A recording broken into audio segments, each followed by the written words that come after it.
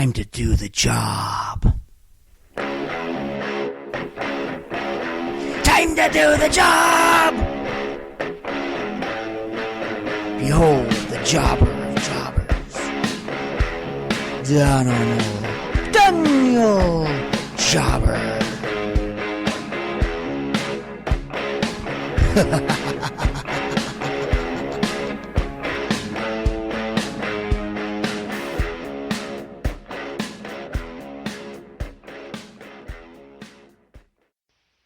What's up, everybody? This is the Edmonton area's own D-Job, Daniel Jobber, self-proclaimed Duke of the Cruiserweights. Here's another episode of Jobbing Out with Daniel Jobber, 205 Live and WWE Cruiserweight Report, courtesy of the Edmonton Sports Podcast Network. This week in sports, the Major League Baseball had its All-Star game, and it turned into a real pitcher's battle, with the American League winning with a home run in the 10th inning from Robinson Cano. And in the CFL, your Edmonton Eskimos improved to 3-0 with a 23-21 win over the Montreal Alouettes to move ahead of the Calgary Stampeders, who lost to the Toronto Argonauts into first place into the Western Division. Congrats to the Edmonton Eskimos for their great start to the season so far. In the WWE, last Sunday was the Raw-branded pay-per-view Great Balls of Fire. It was a very solid B-plus show with no title changes, as I predicted in my preview show, which if you haven't caught it yet, it's on the network as well. Bray Wyatt beat Seth Rollins in a lackluster opening match. Big Cass beat Enzo Amore in a glorified squash match, and Alexa Bliss used a fake dislocated arm trick to retain the Raw Women's Championship against Sasha Banks. In a 30-minute Iron Team match for the Tag Team Championship, the champions Cesaro and Sheamus led 3-1 late in the match, but the Hardy Boys came back to tie it at 3 before Cesaro and Sheamus stole a fall in the final minute to retain the Raw Tag Team Championship. In the Intercontinental Championship match, The Miz utilized his wife Maurice and his Miztourage, Bo Dallas and Curtis Axel, to retain the title against Dean Ambrose, and we're all hoping this is the end of the championship feud, which has gone on way too long, spanning both periods in SmackDown Live and Raw. Please, no more Miz and Ambrose. We quit! We tap out! We quit! In the ambulance match, Roman Reigns went to spear Braun Strowman, but Braun moved out of the way and Roman dove himself into the back of the ambulance, and Braun sealed the victory by closing the doors. After the loss, Roman went ballistic, attacking Braun Strowman, throwing him into the back of the ambulance, and drove the ambulance into the loading area. He then proceeded to back the ambulance hard into the wall. Roman got out of the van and walked away disgusted, and they had to use the jaws of life to get Braun Strowman out of the ambulance. Despite his injuries, Braun walked away refusing medical treatment. As the match goes, if it wasn't the match of the night, the post-match proceedings were definitely the spot of the night. Finally, in the main event, Samoa Joe attacked Brock Lesnar early on and dominated the early part of the match before Brock came back, took Samoa Joe to a little bit of Suplex City, and retained the Universal Championship with an F5. It was a pretty good match, but a bit shorter than some people might have liked. I really didn't think it was the time for Samoa Joe to take the title off of Lesnar, as I think this could have been a pretty good main event for WrestleMania. I felt this was really just a filler match between these two to satisfy the appetites of fans till they have a much more meaningful encounter on a much grander stage in the future. These two will definitely meet again. On Monday Night Raw, despite Roman Reigns having recently declared himself #1 contender for SummerSlam, Kurt Angle decided that as a result of the events of Great Balls of Fire, Roman Reigns will meet Samoa Joe next week on Raw to determine the #1 contender who will meet Brock Lesnar at SummerSlam. Finally, on a rather dull SmackDown Live, new U.S. champion AJ Styles issued a U.S. Open Championship challenge, which was surprisingly accepted by John Cena. They teased that this match was going to happen, even up to having Charles Robinson come out as a referee and announcing the match. However, before they could ring the bell, it was interrupted by Kevin Owens.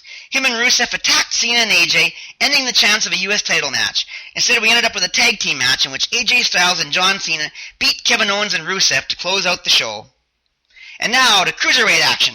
First off, in main event, Rich Swann took on Arya Daivari. Rich Swann starts out on the offensive, taunting Daivari with a little dancing.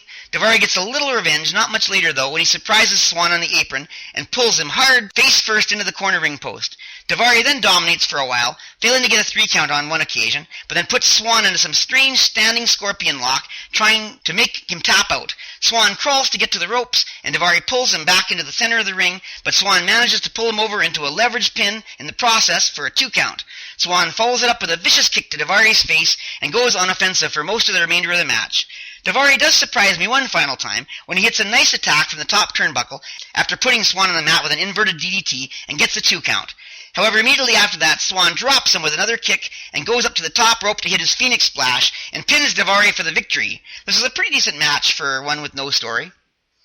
And then, of course, in the title match for the Cruiserweight Championship at Great Balls of Fire, we had the champion Neville versus Akira Tozawa with Titus O'Neil in his corner, now that he's part of Titus Worldwide. So finally, the long-awaited Cruiserweight Championship match. This match was sure to have a whole lot of with a little bit of Titus O'Neil. The match itself was pretty good. It had at least Akira Tozawa hitting all of his signature moves.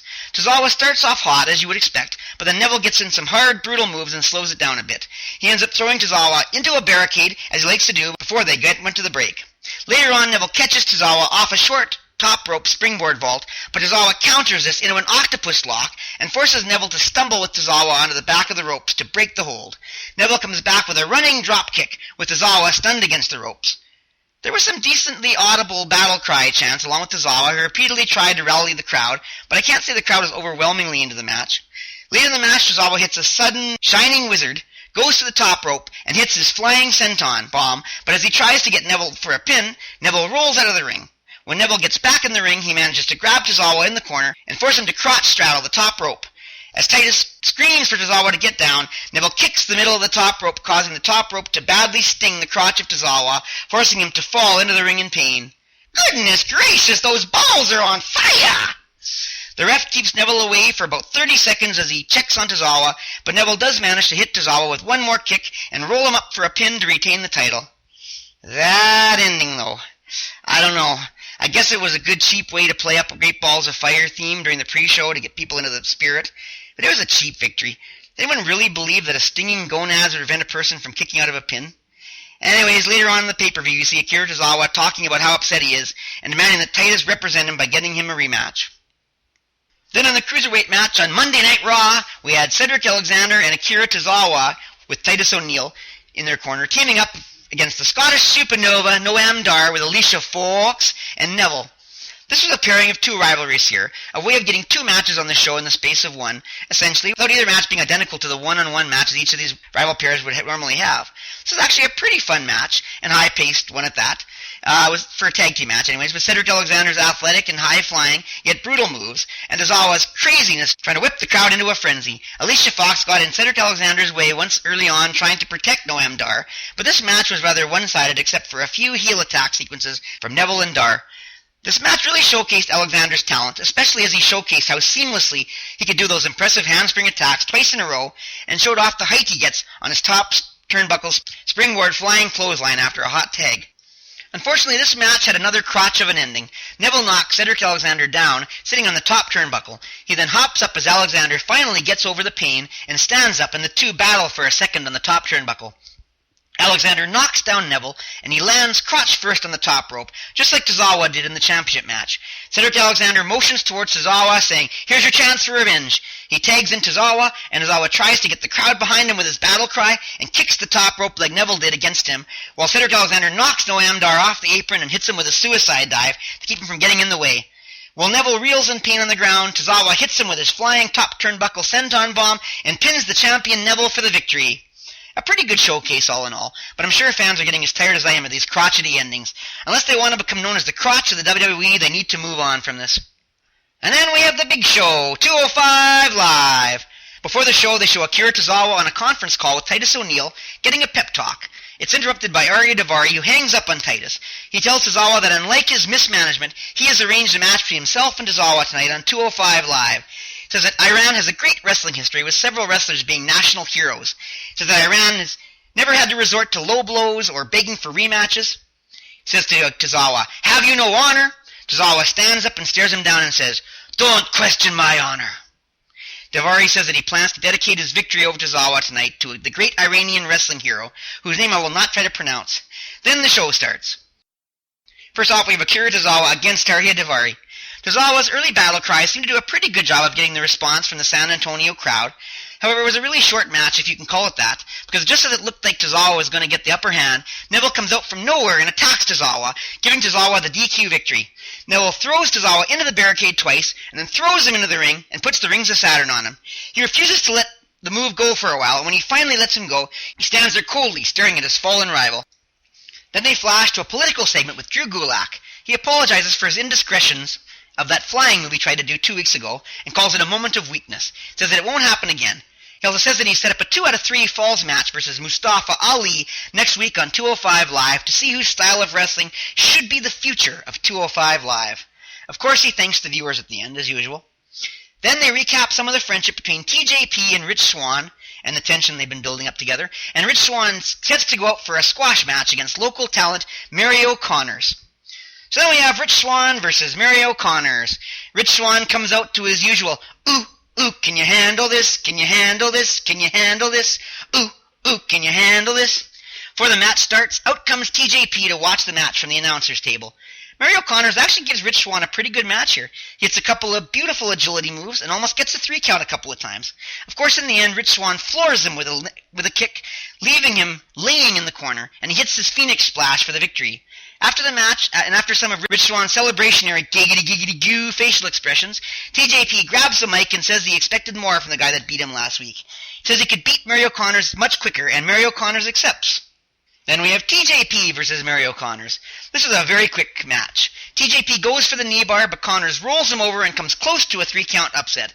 However, TJP then puts him over his shoulder and hits his detonation kick for a victory in 28 seconds. The tension in the friendly rivalry between TJP and Rich Swann is definitely heating up. Then after the break, we hear the entrance music of Jack Gallagher, but instead of Gentleman Jack Gallagher entering the ring, once again it's the Brian Kendrick in costume. He's starting to own these cheap costumes as part of his new gimmick against Jack Gallagher. Anyways, once again he comes to the ring with mic in hand, running down Jack Gallagher as a joke, and a clown and a third-rate William Regal, saying that he has to work hard every day of his life to get where he is, where Jack Gallagher is successful with his clowning and doesn't have to work hard for anything, and fans still cheer for him.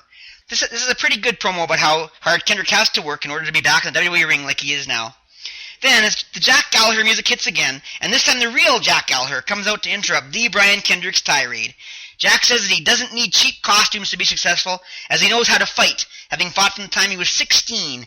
He runs down Kendrick for having to have a second chance in WWE, having squandered his first chance, being a passive-aggressive git. Gallagher says that he will fight for anyone in WWE who dares to be different or unconventional.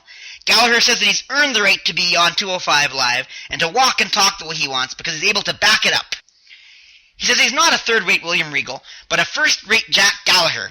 As he gets to the ring, he stares at the Brian Kendrick and says that if he ever questions his dedication to his livelihood or his dedication to the WWE Universe again, he's going to knock his bloody head off. And then the fight begins. Gallagher hits Kendrick with a hard fist, gets a bunch of shots in, followed by a vicious headbutt. Then Kendrick comes back into the ring, gets the umbrella, and beats Jack Gallagher with it until it bends out of shape. And then once again, like last time, he grabs William III and starts to beat Gallagher with it as well. Then he leaves the ring with Gallagher on the mat, warning Gallagher. This is actually a pretty good segment, and I encourage you to check it out for yourself. Then finally we have the main event of the evening.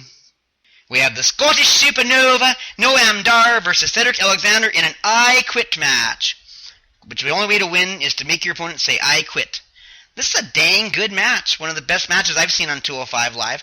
These two guys beat the heck out of each other, and they really sold the heat between the two of them so well, yelling, quit! Repeatedly at each other as they did. Also, both really did a good job, in my opinion, of selling the intense pain of some of these moves. I don't think I can really do this match justice by describing it. It's one I highly recommend you watch for yourself. Having built the story for so long, this match had a ton of story and heat behind it. Anyway, Cedric Alexander does eventually come up with a victory by trapping Noam Darr's arm in a chair that Darr originally threw into the ring. He first yells at Darr, quit! Say it! Darr says no, so he stomps on the chair, hurting Darr's arm. He then says again, say it! Darr says no again, so Cedric Alexander stomps again.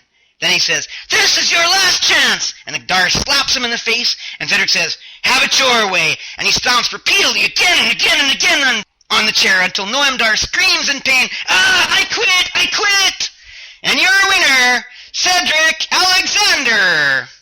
After the match, Alicia tries to comfort Darr, but Darr grabs his mic and says that he quits feeding Cedric Alexander, and he quits Alicia Fox too. He says, did you really think I was into you? It must be as stupid as you look. He reminds people that he signed his WWE contract at 22, and that he's the youngest member of 205 Live, and on the Raw roster as well. He asks Alicia, did you really think I didn't have a woman on every continent and in every city? He also says he could have any woman in the audience right now. He says he used Alicia Fox because coming to the ring with her by his side was bringing him attention, but now he says that she's more trouble than she's worth. He says, "Bye-bye, you mean nothing to me, Alicia." And then he throws the mic down and leaves the ring coldly as Alicia Fox cries in the ring as the show ends. And that is it for the Cruiserweight action for this week. Thanks for listening to Jobbing Out with Daniel Jobber, 205 Live and WWE Cruiserweight Report on the Edmonton Sports Podcast Network, the amazing Edmonton SPN. As always, I'm the Edmonton area's own D-Job, Daniel Jobber, self-proclaimed Duke of the Cruiserweights. You can follow me on Twitter at Daniel Jobber with a capital D, capital J, and on Instagram at Daniel Jobber, all lowercase letters. Be sure to check out my website, DanimalDanielJobber.ca, for all my Cruiserweight power rankings, my awesome stuff, all the shenanigans I like to put up there. And be sure to follow the Edmonton SPN on Twitter at Edmonton SPN with a capital E on Edmonton, capital S, capital P, capital N, and Mike the Ref on Instagram at Mike the Ref EDM, all lowercase letters. You can tune in to the great Edmonton area wrestling programs such as Mike the Ref's own The Blown Call and Quick Calls. Check out his awesome wrestling commentary on CWC Evolution. And if you want, maybe tune into the Sound of the Struggle podcast from Chris Parrish and Maniac. You can watch this all on YouTube, iTunes, Google Play Music, and the amazing cellular app Podbean. When you realize what awesome programming we bring to the Edmonton area, I hope you will go to the Edmonton SPN page at whatamaneuver.net and pick up Edmonton SPN official merchandise, including my pride and joy, the official Daniel Jobber Champion merchandise. We have t-shirts and long sleeve shirts, awesome hoodies, exclusive shirts for women and children, and even baby onesies for those little jobbers in your life. Of course, you can also go to the merchandise link on my DanimalDanielJobber.ca website as well to get official merchandise. Anyways, once again, I'm Daniel Jobber. Thanks for listening, and we'll talk to you all next week. Jobber out! Did I mention there's a lot of crotch this week in the Cruiserweight division? Time to do the job! Behold the jobber of jobbers.